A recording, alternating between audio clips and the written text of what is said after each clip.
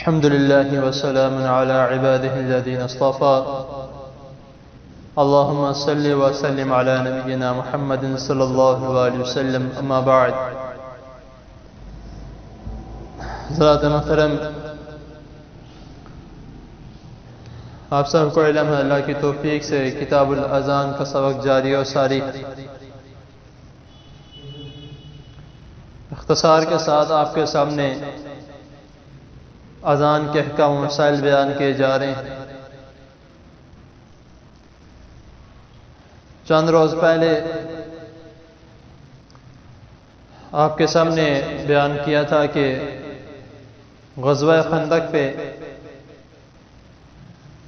جب نبی کریم صلی اللہ علیہ وسلم اور صحابہ کرام رضی اللہ تعالی عنہم کے مشرکین نے ان کو جنگ میں اتنا مشغول کر دیا کہ ان کی نمازیں ضائع ہو گئی، یہاں تک کہ سورج غروب ہو گیا. تو رسول اللہ صلی اللہ علیہ وسلم نے بعض احادیث میں لکھا ہے کہ مغرب کے وقت اور بعض میں لکھا ہے عشاء کے وقت حضرت بلال رضی اللہ تعالی عنہ کو حکم دیا کہ اے بلال اذان دیجئے. پھر اذان دی گئی، اقامت، ظہر کی نماز پڑھی گئی، پھر اقامت، عصر کی نماز پڑھی گئی، پھر اقامت، مغرب کی نماز پڑھی گئی. اور جس حدیث میں عشاء کا لکھا ہے اس میں یہ بھی ذکر ہے کہ چاروں نمازیں ایک اذان اور 4 اقامتوں کے ساتھ پڑھی گئی.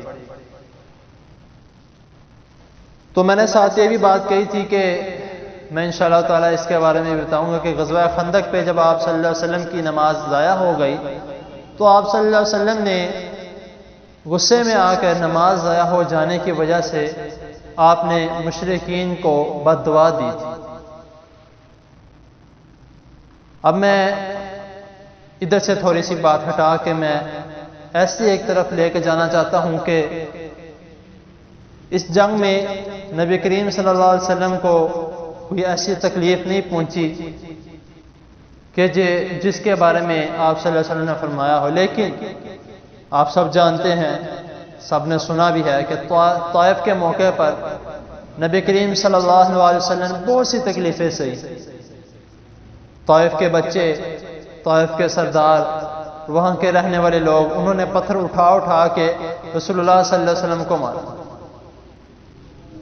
اور یہاں تک کہ احادیث میں آتا ہے کہ آپ صلی اللہ علیہ وسلم کی جوتی آپ کے لو مبارک سے بالکل ایسے ہو گئی تھی کہ آپ کے پاؤں چپکتے تھے، بار بار آپ کے پاؤں مبارک اس جوتی سے چپکتے تھے کہ اتنا خون بہہ گیا تھا. تو لیکن نبی کریم صلی اللہ علیہ وسلم نے، یہ حدیث ہے جو حضرت عائشہ رضی اللہ تعالیٰ عنہ نے آپ صلی اللہ علیہ وسلم سے پوچھا تھا کہ آپ کو سب سے زیادہ دین پھیلانے میں، تبلیغ کرنے میں سب سے زیادہ تکلیف آپ کو کب آئی؟ رسول اللہ صلی اللہ علیہ وسلم نے فرمایا کہ طائف کے موقع پر. بخاری کی حدیث ہے، صحیح حدیث، حدیث نمبر 32-31 میں آپ صلی اللہ علیہ وسلم نے فرمایا کہ طائف کے موقع پر مجھے سب سے زیادہ تکلیف سہنی پڑی. لیکن آپ صلی اللہ علیہ وسلم نے طائف کے لوگوں کو بد دعا نہیں دی. آپ نے الٹا ان کے لیے دعا کی کہ اللہ ان کو ہدایت دے، ان میں سے کوئی ایسا مسلمان کر دے کہ جو تبلیغ کا رہنما بن جائے، تبلیغ پھیلائے جائے. تو لیکن یہاں پر ایسا کیا معاملہ پیش ہے کہ آپ صلی اللہ علیہ وسلم نے اس جنگ کے موقع پر مشرکین کو بد دعا دے دی. اور بد دعا کون سی دی؟ مالا اللہ قبورہم وبیوتہم فی النار.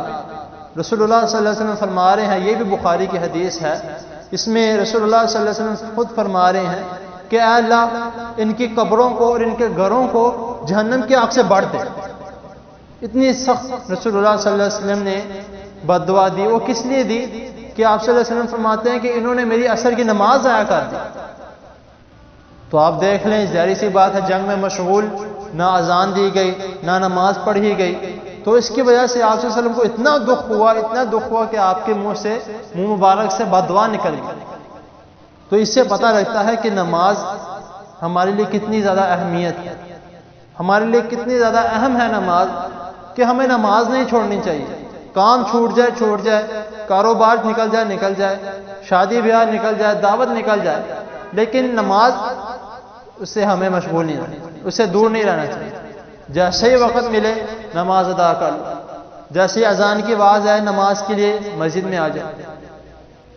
آپ صلی اللہ علیہ وسلم نے کس وجہ سے بد دعا دی؟ اسی وجہ سے بد دعا دی کہ صرف اور صرف نماز نکل گئی، کوئی تکلیف نہیں پہنچی. جس طرح کی طائف کے موقع پر آپ صلی اللہ علیہ وسلم کو چاہیے تب فرشتے بھی آئے، آپ صلی اللہ علیہ وسلم کے پاس فرشتے بھی آئے کہ آپ ہمیں حکم دے ان کو طائف کے لوگوں کو پہاڑوں کے درمیان کچل دیتے ہیں. کتنے فرشتے آئے، لیکن آپ صلی اللہ علیہ وسلم کہا نہیں، لیکن اس موقع پر آپ نے بد دعا دی. اس لیے کوشش کرنی چاہیے کہ ہمیں اس اہمیت کو حاصل کریں. ہمیں اللہ تعالیٰ کا شکر ادا کرنا چاہیے کہ ہم مسلمان ہیں. اللہ تعالیٰ نے ہمیں توفیق دی ہے کہ ہم چل کے مسجد میں آ سکتے ہیں، اللہ تعالیٰ کی عبادت کر سکتے ہیں.